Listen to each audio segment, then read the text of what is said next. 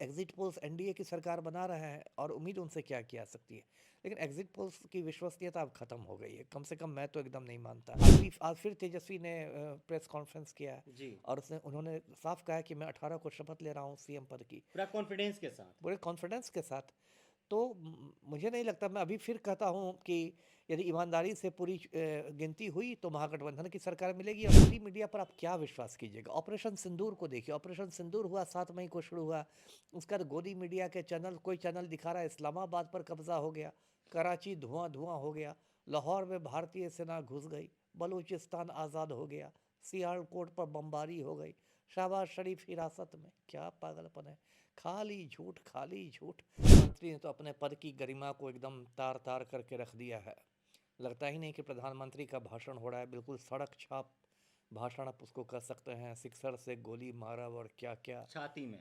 छाती में बता। नरेंद्र मोदी और अमित शाह दोनों के हाथ गुजरात के दंगों के खून से रंगे हुए हैं।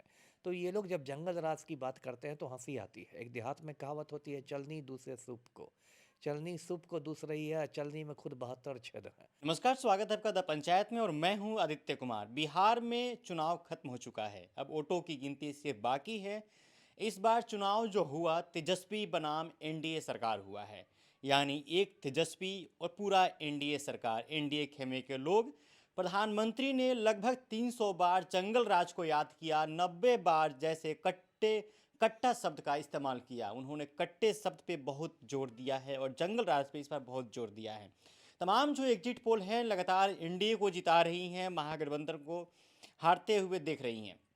यानी महागठबंधन उसमें कहीं ना कहीं हार रही है और एनडीए गवर्नमेंट जीत रही है। तो इस मुद्दे पर बातचीत करते हैं पूर्व आईपीएस अमिताभ दास, जिससे लगातार नज़र बनाए रखते हैं और सीएम नीतीश पर भी लगातार बोलते रहते हैं। और इनसे बातचीत करते हैं कि इस बार क्या होने वाला है। जिस तरीके से वोटिंग प्रतिशत बढ़ा है, इस बार लोगों ने चढ़ बढ़कर हिस्सा लिया है, पूरा भारी संख्या में मतदान हुआ है। पिछले बार की तुलना में इस बार लगभग 9% ज़्यादा वोटिंग हुआ है 2025 में 2020 के तुलना में।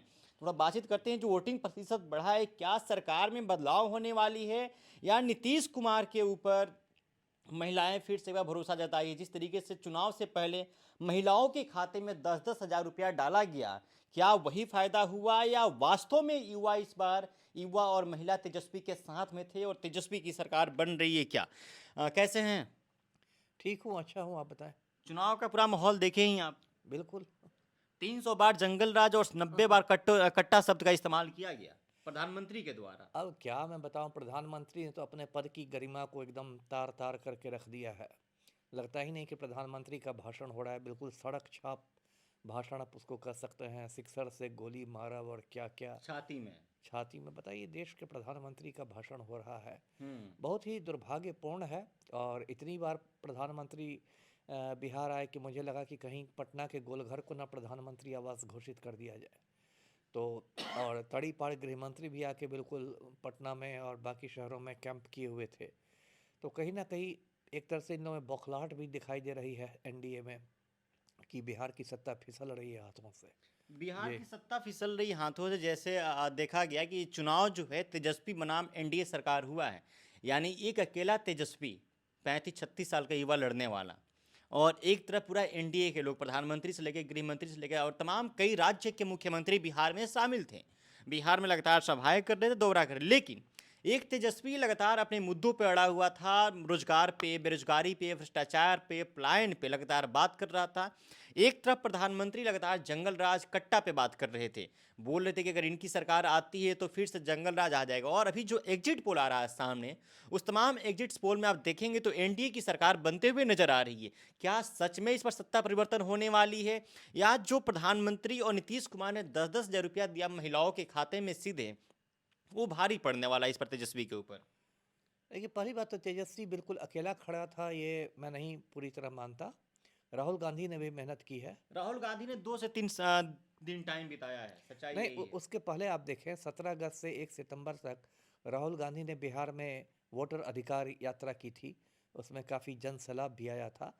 तो ठीक है, तेजस्वी ने मेहनत की है, शक नहीं। लेकिन राहुल गांधी का भी सपोर्ट रहा है, कांग्रेस का भी सपोर्ट रहा है, क्योंकि ये चुनाव सभी पार्टियों के लिए महत्वपूर्ण है। मतलब राष्ट्रीय स्तर की मैं बात कर रहा हूँ। सिर्फ इससे बिहार के नतीजे सिर्फ बिहार को नहीं प्रभावित करेंगे, राष्ट्रीय राजनीति को प्रभावित करेंगे, एक बात। दूसरी बात, क्या प्रधानमंत्री जंगल राज पर बोलते हैं, तो अब ये क्या बात है? मोदी जी के अपने जो हाथ हैं वो गुजरात दंगों के खून से रंगे हुए हैं। जब 2002 में ये गुजरात के सीएम हुआ करते थे, तो इन्होंने गुजरात में खूनी दंगे कराए थे जिसमें हज़ारों लोग मारे गए थे, पूरी दुनिया जानती है। इस वजह से अमेरिका ने इनको कई साल तक वीज़ा नहीं दिया था, इनको अपने देश में कदम रखने नहीं दिया था। बीबीसी ने हाल में एक डॉक्यूमेंट्री बनाई है जिसमें ये दिखाया गया कि किस तरह मोदी ने गुजरात में खूनी दंगे कराए थे। उस डॉक्यूमेंट्री पर मतलब भारत में प्रतिबंध लग गया है, आप देख नहीं सकते, लेकिन पूरी दुनिया उसको देख रही है। एक ईमानदार आईपीएस थे गुजरात के, संजीव भट्ट, उन्होंने कोर्ट में एफिडेविट करके दिया कि मोदी ने दंगे कराए थे। तो खुद जब नरेंद्र मोदी और अमित शाह दोनों के हाथ गुजरात के दंगों के खून से रंगे हुए हैं, तो ये लोग जब जंगल राज की बात करते हैं तो हंसी आती है। एक देहात में कहावत होती है, चलनी दूसरे सूप को, चलनी सूप को दूस रही है, चलनी में खुद 72 छेद हैं। वही बात है। और बिहार में अभी कौन सा मंगल राज है? पूरा बिहार जानता है कि जो हमारे मुख्यमंत्री पलटू राम हैं वो माफिया डॉन अनंत सिंह के आज्ञाकारी चपरासी हैं। तो अभी कौन सा आपने बहुत मतलब कानून व्यवस्था को संभाल लिया और कौन सा अपराध नियंत्रण कर लिया है? अनंत सिंह खुलेआम जाता है सीएम हाउस में, पलटू राम को हुक्म देता है, पलटू राम हुक्म का पालन करते हैं। तो उस पर तो मोदी जी कुछ नहीं बोलते। उसके बाद आपने एग्जिट पोल्स की बात की, तो जी। देखिए एग्जिट पोल्स एनडीए की सरकार बना रहा है और उम्मीद उनसे क्या की जा सकती है। लेकिन एग्जिट पोल्स की विश्वसनीयता अब खत्म हो गई है, कम से कम मैं तो एकदम नहीं मानता। अभी पिछले साल लोकसभा चुनाव में आपने देखा होगा, ज़्यादातर जो गोदी मीडिया के चैनल्स थे उन्होंने भाजपा को लगभग 350 सीटें दे दी थी। कुछ चैनल्स तो इतने उत्साहित हो गए 400 थे कि पार। 400 पार करा दिया था, है ना, एकदम मोदी जी के नारा को चरितार्थ करने लगे थे। और जब नतीजा निकला 4 जून को, तो 240 पर भाजपा अटक गई, सामान्य बहुमत को नहीं टच कर सकी, है ना। तो उसका देखिए, गोदी मीडिया पर आप क्या विश्वास कीजिएगा? ऑपरेशन सिंदूर को देखिए, ऑपरेशन सिंदूर हुआ 7 मई को शुरू हुआ, उसका तो गोदी मीडिया के चैनल, कोई चैनल दिखा रहा है इस्लामाबाद पर कब्जा हो गया, कराची धुआं धुआं हो गया, लाहौर में भारतीय सेना घुस गई, बलूचिस्तान आज़ाद हो गया, सियालकोट पर बमबारी हो गई, शहबाज शरीफ हिरासत में। क्या पागलपन है, खाली झूठ खाली झूठ। तो अब देखिए इन सब का कोई कोई विश्वसनीयता नहीं है। देखिए इसके पीछे और भी बहुत बड़ा खेल होता है। एग्जिट पोल्स के पीछे चुनाव के नतीजों में सट्टेबाजी भी बहुत होती है, करोड़ों की सट्टेबाजी होती है। राजस्थान में फलौदी बाजार सब है, बहुत में करोड़ों की सट्टेबाजी होती है कि कौन चुनाव जीतने वाला है, कौन हारने वाला है। और बहुत सारे ये टीवी चैनल्स जो है वो सट्टेबाजों से मिले रहते हैं, और सट्टेबाजों से इनकी साठगांठ की वजह से ये जानबूझ के एक खास किस्म का एग्जिट पोल्स दिखाते हैं। तो इसकी कोई बात नहीं। आज फिर तेजस्वी ने प्रेस कॉन्फ्रेंस किया है, जी। और उसने उन्होंने साफ कहा है कि मैं 18 को शपथ ले रहा हूँ सीएम पद की, पूरा कॉन्फिडेंस के साथ। पूरे कॉन्फिडेंस के साथ। तो मुझे नहीं लगता, मैं अभी फिर कहता हूँ कि यदि ईमानदारी से पूरी गिनती हुई तो महागठबंधन की सरकार मिलेगी, और यदि ज्ञानेश कुमार ने वोट चोरी करवा दी हमेशा की तरह, तब तो एनडीए की सरकार बन जाएगी। तब वोट चोरी का क्या काट है आपके पास? जी। ऐसे महिला भी काफी संख्या वोटिंग की है इस बार। क्या नीतीश कुमार का जो 10,000 रुपया वाला योजना था वो काम कर गया है क्या, या फिर तेजस्वी की तरफ महिला शिफ्ट हो गई हैं इस बार? नहीं देखिए, 10,000 को ठीक है, लेकिन ऐसा नहीं है कि मैं ऐसी महिलाओं को भी जानता हूँ जिन्होंने पलटू राम से 10,000 ले ली और जाके बिल्कुल बिल्कुल। जनसुराज को वोट दिया। ऐसा थोड़े है कि आप रसीद देंगे कि आप अपना वोट दिखाइए तब 10,000 मिलेगा, वो बात नहीं है। और तेजस्वी के प्रति भी झुकाव है, क्योंकि तेजस्वी ने जिस तरह से नौकरियों को मतलब विमर्श के केंद्र में लाया, खासकर सरकारी नौकरी को, तो जो जेन जी कहते हैं युवा वर्ग, उसका तो काफ़ी आकर्षण बढ़ा है तेजस्वी की तरफ। और कोई महिला कोई अकेले थोड़े होती है, उसका बेटा होता है, उसका भाई होता है, उसका हस्बैंड होता है। वो लोग फिर बेरोजगार हैं, तो फिर महिला उनका भी दर्द समझती है। तो इसको देख के नहीं कहा जा सकता है कि एनडीए की सरकार बन रही है। तो आपके जी। हिसाब से महागठबंधन की सरकार आ रही है? यदि ईमानदारी से चुनाव हो तो बिल्कुल आ वोट रही है। काउंटिंग हो तो? हाँ, काउंटिंग हो तो बिल्कुल आ रही है।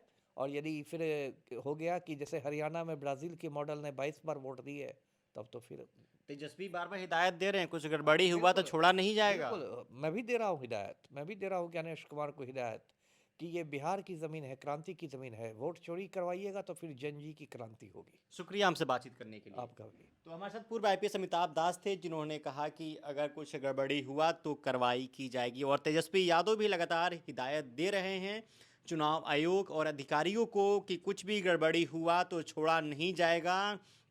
बिहार की जनता अब जागरूक हो चुकी है और ये बिहार जो है क्रांतिकारियों की धरती रही है, तो कुछ भी गड़बड़ी आप लोगों ने किया तो इस बार बख्शा नहीं जाएगा।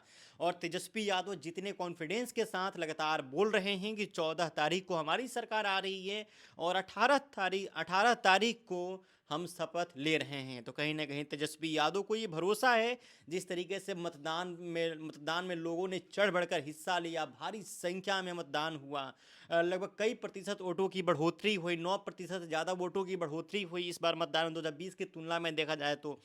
और एनडीए के लोग कह रहे हैं कि हमारी सरकार आ रही है, और महागठबंधन में तेजस्वी यादव और तमाम जो नेता हैं महागठबंधन के, उन लोगों का कहना है कि हमारी सरकार आ रही है। अब देखने वाली बात ये है कि अब किसकी सरकार आ रही है। और हाँ, एक बात और, आज एक पत्रकार ने तेजस्वी यादव से सवाल किया कि आपको किसी भी एग्जिट पोल पे भरोसा नहीं है, तो तेजस्वी यादव ने जवाब देते हुए कहा कि टीटीएम करना बंद कर दीजिए, आप लोग ताबड़तोड़ तेल मालिश करना बंद कर दीजिए। ये तेजस्वी यादव का तंज था मीडिया पे भी, और कहीं ना कहीं जिस तरीके से मीडिया पारदर्शी नहीं दिख रही है, ये आपके सामने भी है। और जिस तरीके से लगातार मीडिया की रैंकिंग भी लगातार गिरती जा रही है 180 देशों में, तो इंडिया की रैंकिंग बहुत ही खराब है इस मामले में देखा जाए तो, और मीडिया की विश्वसनीयता कहीं ना कहीं खत्म भी हो रही है।